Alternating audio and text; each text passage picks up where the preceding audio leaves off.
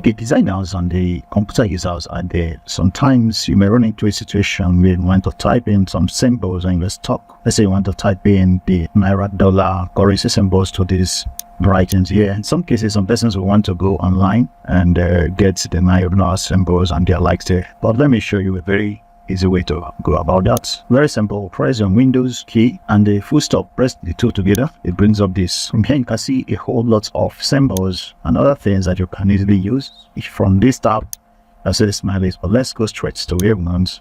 So you can come on this very tab. So I see the whole lot of symbols that you've not seen on your keyboard, a whole lot of them. You can quickly go to the currency symbols. Before you click, you want to let your cursor be active. It's active now. I'll press Windows full stop. So it brings up this. I'll go to my symbol.